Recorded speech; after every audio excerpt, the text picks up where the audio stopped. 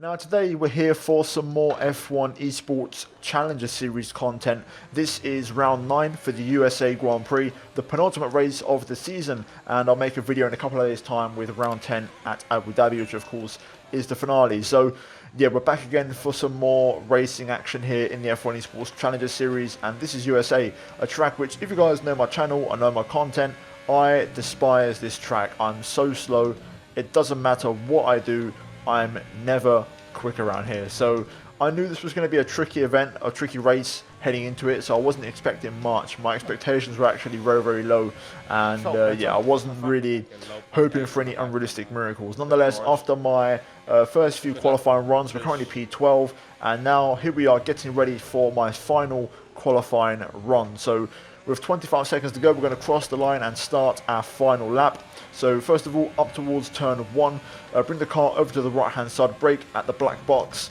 down to 3rd gear for the first corner, trying to pick up a late apex and really focus on your exit out of here, as we've lost about half a tenth through the first corner, so not ideal as we then head into the S section. Flat out, if possible, through all of it, you take a little lift right now and a downshift through here to kind of feed it into that second apex, and we're just a fraction up on our previous personal best through the first sector.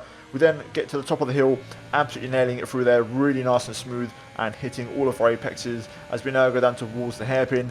Didn't quite get this one right, bit too wide on entry, just missed the apex, didn't really attack the curb enough. I gained a bit of time, but there was definitely, I think, another tenth of a second in that corner alone had I just been a bit tighter to the apex all round.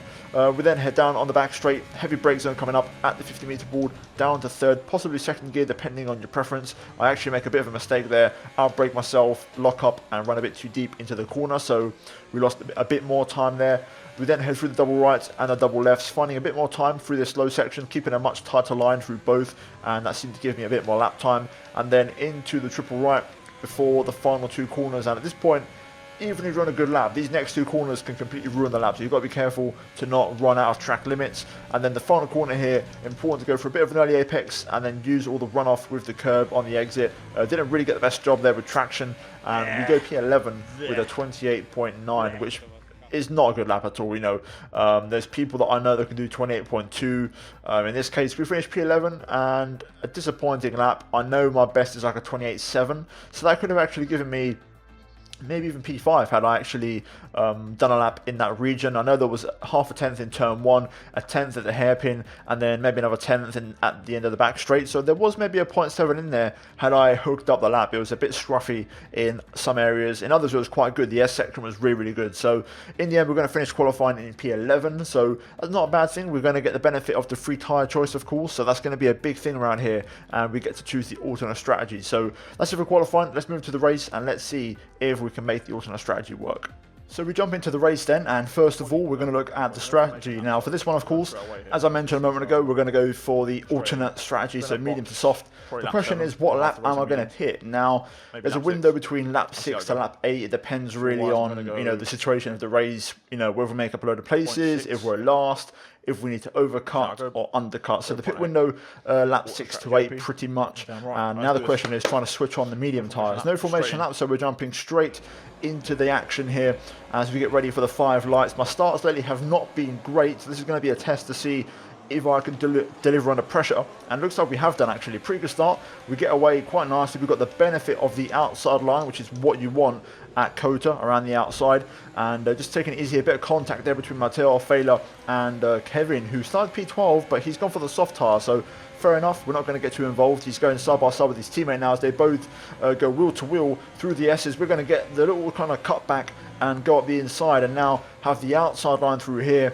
and Kevin is kind of limited by the cars around him, so we managed to have a good go at it, but we have to yield going through there just because we get a big bit of oversteer as well at the same time, but we have to give up and just let him go. We're currently the leading car in the alternate strategy. As we go into the hairpin though, we get hit from behind and we go for a proper half spin there and lose a couple of seconds. Pablo Hoglar, I believe, went for a spin as well, a few corners behind as well. I think that was on by himself. Either way, he's behind us now, but we're P15 and we've lost a couple of seconds and some crucial positions around the track where you can't really overtake. So yeah, you'll see more of this in the rest of this video and also in the Abu Dhabi race. The driving standards for these two races, for this final event as a whole, were shocking. I don't know what people were doing, but the standards were just not there. End of lap 1 though, Balash Kevin in the pit lane for Alpha. He's going to get rid of his soft tyres straight away. Meanwhile, I was trying to fight back and see if I can get within a second and within DRS by lap 3, which is when DRS of course is enabled, and we managed to achieve just that. As you can see now, lap 3, we got DRS on Sven Nöller, and we had to use quite a bit of DRS to do it, but we got there in the end, and pretty much I spent the next few laps just trying to stick with him really. My pace wasn't great, as it usually is around here. I tend to struggle, but yeah, we did a good job, got back in the race, and we kind of recovered from that early spin to some extent. Obviously it doesn't make up for the fact we lost 4 places and quite a bit of track position, but still we're doing a good job. We're back in the race and it's not over, so now it's all about keeping our head down and trying to see if maybe once we get to the pit stop phase we can try and make something happen. So you can see now at lap 5 onto the start of lap 6 we've had quite a few cars in the pit lane, and now this lap we're going to move up into P4 as the majority of the front runners pit for their fresh mediums. So yeah, now lap 6, this is the lap we're going to pit. I made the decision on the fly, and the reason for that is because most of the cars already went for their pit stops, and there was quite a few cars who pit very early, like for example Julian Naumann in the Williams, he pit on lap I believe 4, and the good thing about us for this race, unlike most cars, I only went for 3 runs in qualifying, so I actually managed to save a set of soft tyres which are fresh, so that's going to play a big advantage for us in this race, and as the race goes on we should have a stronger chance of doing well. So we're going to have the freshest soft tyres along with Sven Nöller, and also they're brand spanking new, they're not used, so that's going to be a big advantage, because I know most people on softs went for 4 runs in qualifying, so therefore they don't have any fresh sets remaining. So things are looking good right now, P14, but we've got a big train of cars ahead of us here, and if we get past all of these cars there could be a chance for some big points. Also worth noting, I don't have a penalty, so that's also a big bonus. But now you can see through here Mr. Anker and Sven Nöller battling away here on the back straight. Anker, no ERS, you can see his light is flashing, so we're going to use that to just kind of walk through the gap and make a very easy and cheap overtake and get past him. He tries to re-challenge on the brakes, but of course on the fresh soft tyres we're going to have so much more grip. Meanwhile, Sven battling with Norbert Jakob here ahead of us, and we're just going to kind of sit back and see what happens. And on the exit of here you can see there's contact, they lock wheels, and we're going to use that to go around the outside as we go into the double left-hander. Sven giving me a big old squeeze there as we have to kind of back out of it and not commit to the move. So we're now P12, we've made up 2 places this lap, could have been 3, but I had to back out, and we're now going to see if we can close up to the cars ahead and possibly also get past Sven as well. So lap number 9 now, you can see ahead of us Sven, the 2 Germans, I believe him and Jan Fehler are going to battle away, and we're just going to sit back and watch it unfold. I'm not going to drain my battery because I don't have much left, so I'd rather save it. And into the brake zone, you can see they're going to go side by side here, so we're going to use that to kind of close the gap, and I don't really want to waste too much time behind Fehler, so the sooner I can pass him the better. I want to kind of stick with Sven because he's on the same strategy as me. So you can see through here Fehler knows I'm going to go for a dive, so he goes defensive and takes a bit of an early apex to kind of cover off the inside line. I tried to look for a switch back, but I couldn't quite get it, so at this point I just said to myself, okay, you know what, let's just wait for the right opportunity. And now through here you can see I'm going to now yeet it up the inside into the final corner. Big old dive bomb there. Within reason, not being too aggressive and leaving room at all times for fair racing.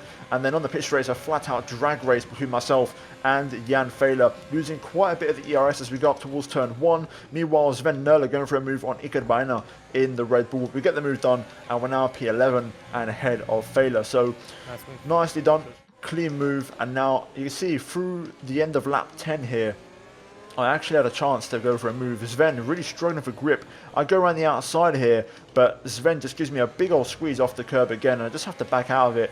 Exactly the same as the previous lap, which is a real shame.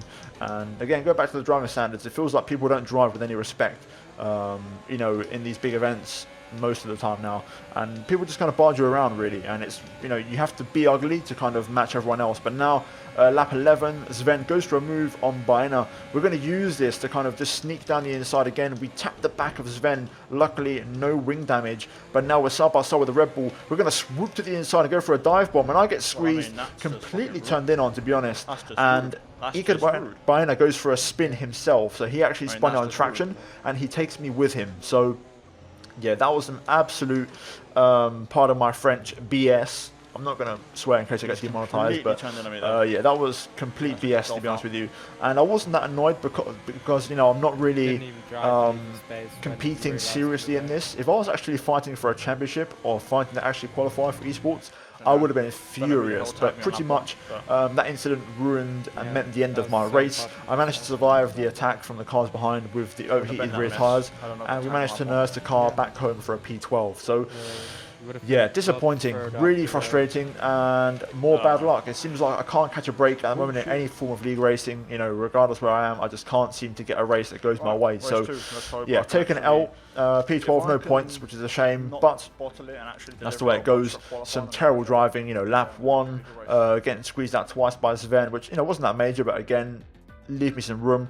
And then the incident with Bino, which I thought was a complete piss take. I just could not believe it when it happened. And then watching it back from his POV, it was even worse because he kept on turning his steering wheel into me. So he knew exactly what he was doing. So yeah, disappointing to see those kind of standards of driving, to be honest with you, in such a high level competition.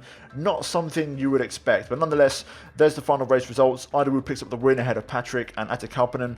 Alyssa Kappa P5, quite surprising. I expected him to be kind of fighting for the win, but obviously didn't quite have the pace. And then, yeah, pretty much looking at Sven Nöller in P8, that's where we should have finished this race, but yeah, it wasn't to be. So yeah, real shame because the pace was actually not too bad on the soft tyres. We had the freshest softs, we had plenty of ERS, and it seems like I got faster as the race went on, and in the end I'm actually quite disappointed we finished P12 because going into the event I wasn't expecting anything, and in the end of it I probably should have got an 8th place. So yeah, that's how it goes sometimes in, you know, league racing. But guys, if you enjoyed the video here today, then leave a like. Let's try and hit over 800 likes on this one. Subscribe for more daily F1 content, and as always, a shout out to the channel members for supporting the content. I really appreciate you guys, and if you haven't done so already, check out the 2 videos on screen, and I'll be back in a couple of days time for some more F1 esports content. Until then, take care, and it's goodbye from me.